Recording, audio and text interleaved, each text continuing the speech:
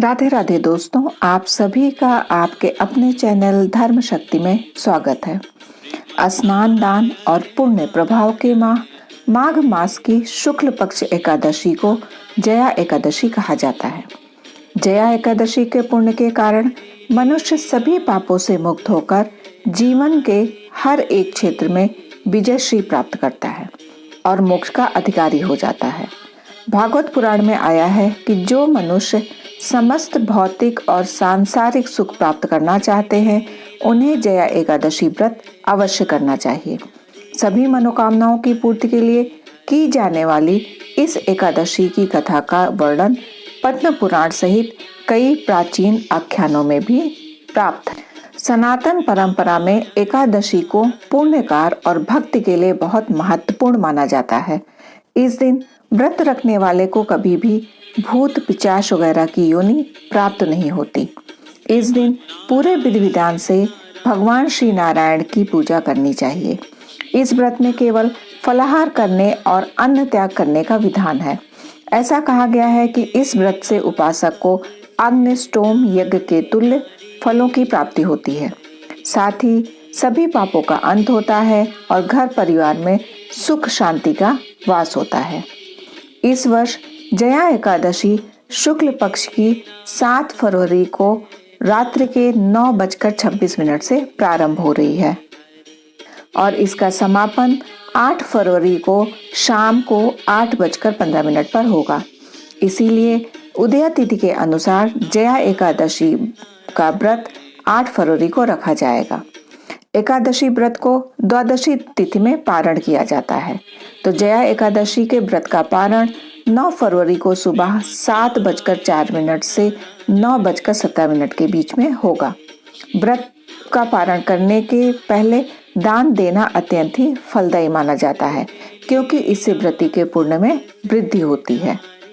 जया एकादशी पर कई शुभ योग बन रहे हैं, जिससे इस दिन का महत्व और भी अधिक है। इस तिथि पर सर्वार्थ सिद्धि महायोग बन रहा है। वहीं शास्त्रों में बताया गया है कि इस शुभ योग में भगवान श्री हरि के साथ माता लक्ष्मी की पूजा अर्चना करने से शुभ फलों की प्राप्ति होती है। साथ ही इस योग में किए गए कोई भी शुभ कार्य निश्चित ही सफल और शुभदायक होते हैं। परंतु कुछ समय के लिए एकादशी पर भद्रा का भी साया होगा, जो सुबह 7:10 से दोपहर के 2:01 तक होगा। वहीं सर्वार्थ सिद्धि योग सुबह 7:10 से आरंभ होकर अगले दिन सुबह 3:23 तक रहेगा, अर्थात पूरे दिन इस योग का असर बना रहेगा। जया एकादशी से संबंधित एक वीडियो, जिसमें पूजा विधि, सभी शुभ मुहूर्त, सूर्योदय, सूर्यास्त और राहुकाल आदि का समय की विस्तृत वीडियो मैंने पहले ही अपलोड कर दी है। उसका लिंक डिस्क्रिप्शन बॉक्स में दिया हुआ है, आप वहां से जाकर उसे अवश्य देखिएगा।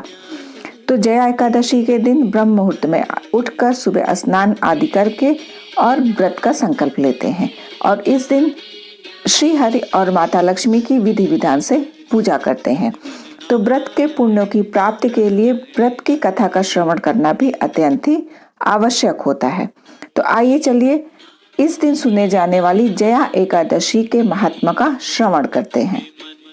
धर्मराज युधिष्ठिर बोले, हे भगवान, आपने माघ मास के कृष्ण पक्ष की षटतिला एकादशी का अत्यंत ही सुंदर वर्णन करते हुए सुनाया था। आप स्वदेज, अंडज, उद्भिज और जरायुज चारों प्रकार के जीवों के उत्पन्न, पालन तथा नाश करने वाले हैं। अब आप कृपा करके माघ शुक्ल एकादशी के विषय में भी बताइए। इस एकादशी का क्या नाम है और इसके व्रत का क्या विधान है, इसकी विधि क्या है, इसका व्रत करने से किन फलों की प्राप्ति होती है और इसमें कौन से देव का पूजन किया जाता है। कृपया यह सब विधान पूर्वक कहिए। भगवान श्री कृष्ण कहने लगे, हे राजन, माघ शुक्ल एकादशी के दिन आने वाली एकादशी को जया एकादशी के नाम से जाना जाता है। इसका व्रत करने से मनुष्य ब्रह्म हत्यादि पापों से छूटकर मोक्ष को प्राप्त होता है तथा इसके प्रभाव से भूत पिशाच आदि योनियों से मुक्त हो जाता है। इस व्रत को विधि पूर्वक करना चाहिए। अब मैं तुमसे पद्म पुराण में वर्णित इसकी महिमा का एक कथा सुनाता हूँ।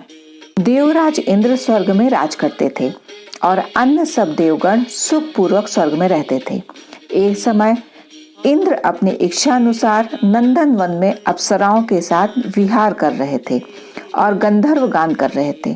उन गंधर्वों में प्रसिद्ध पुष्पदंत तथा उसकी कन्या पुष्पवती और चित्रसेन तथा उसकी स्त्री मालिनी भी उपस्थित थे। साथ ही मालिनी का पुत्र पुष्पवान और उसका पुत्र माल्यवान भी उपस्थित थे। पुष्पवती गंधर्व कन्या माल्यवान को देखकर उस पर मोहित हो गई और माल्यवान पर काम बाढ़ चलाने लगी। उसने अपने रूप, लावण्य और हाव भाव से माल्यवान को वश में कर लिया। हे राजन, वह पुष्पवती अत्यंत ही सुंदर थी। अब वे इंद्र को प्रसन्न करने के लिए गान करने लगे, परंतु परस्पर मोहित हो जाने के कारण उनका चित्त भ्रमित हो गया था। इनके ठीक प्रकार न गाने तथा स्वर ताल ठीक नहीं होने से इंद्र इनके प्रेम को समझ गया और उन्होंने इसमें अपना अपमान समझकर उनको शाप दे दिया। इंद्र ने कहा, हे मूर्खों, तुमने मेरी आज्ञा का उल्लंघन किया है, इसलिए तुम्हारा धिक्कार है। अब तुम दोनों स्त्री पुरुष के रूप में मृत्युलोक में जाकर पिशाच रूप धारण करो और अपने कर्म का फल भोगो। इंद्र का ऐसा शाप सुनकर वे अत्यंत दुखी हुए और हिमालय पर्वत पर दुख पूर्वक अपना जीवन व्यतीत करने लगे। उन्हें गंध, रस तथा स्पर्श आदि का कुछ भी ज्ञान नहीं था। वहां उनको महान दुख मिल रहे थे। उन्हें एक क्षण के लिए भी निद्रा नहीं आती थी। उस जगह अत्यंत शीत था, इससे उनके रोंगटे खड़े रहते और शीत से उनके दांत बजते रहते। एक दिन पिशाच ने अपनी स्त्री से कहा कि पिछले जन्म में हमने ऐसे कौन से पाप किए थे जिससे हमको यह दुखदायी पिशाच योनि प्राप्त हुई। इस पिशाच योनि से तो नरक के दुख सहना ही उत्तम है। अतः हमें अब किसी प्रकार का पाप नहीं करना चाहिए। इस प्रकार का विचार करते हुए वे अपना दिन व्यतीत कर रहे थे। दैव योग से तभी माघ मास में शुक्ल पक्ष की जया नामक एकादशी आई। उस दिन उन्होंने कुछ भी भोजन नहीं किया एवं अच्छे अच्छे कार्य करते रहे। केवल फल फूल खाकर ही दिन व्यतीत किया और सायंकाल के समय दुखी अवस्था में पीपल के वृक्ष के नीचे बैठ गए। उस समय सूर्य भगवान अस्त हो रहे थे। उस समय को अत्यंत ठंड थी, इसी कारण वो दोनों शीत के मारे अति दुखित होकर मृतक के समान आपस में चिपटे हुए पड़े रहे। उस रात्रि को उन्होंने निद्रा भी नहीं आई। जया एकादशी के उपवास और रात्रि के जागरण से दूसरे दिन प्रभात होते ही उनकी पिशाच योनि से उन्हें छुटकारा प्राप्त हुआ। अत्यंत सुंदर गंधर्व और अप्सरा की देह धारण कर सुंदर वस्त्राभूषणों से अलंकृत होकर उन्होंने स्वर्गलोक को प्रस्थान किया। उस समय आकाश में देवता उनकी स्तुति करते हुए पुष्प वर्षा करने लगे। स्वर्गलोक में जाकर दोनों ने देवराज इंद्र को प्रणाम किया। देवराज इंद्र इनको पहले रूप में देखकर अत्यंत ही आश्चर्यचकित हुए एवं पूछने लगे कि तुमने अपनी या पिशाच योनि से किस प्रकार छुटकारा पाया, अतः हमें सब बताइए। माल्यवान बोले, हे देवेंद्र, भगवान विष्णु की कृपा और जया एकादशी के प्रभाव से ही हमारी पिशाच देह छूटी है।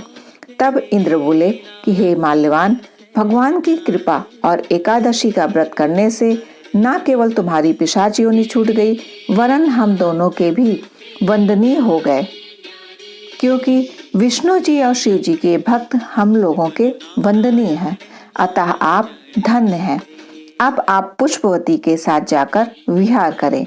भगवान श्री कृष्ण कहने लगे कि हे राजन, इस जया एकादशी के व्रत से बुरी योनि से भी मुक्ति मिल जाती है। जिस मनुष्य ने जया एकादशी का व्रत किया है, उसने मानो सब यज्ञ, जप, दान आदि किए हैं। जो मनुष्य जया एकादशी का व्रत करते हैं, वे अवश्य ही 1000 वर्ष तक स्वर्ग में वास करते हैं।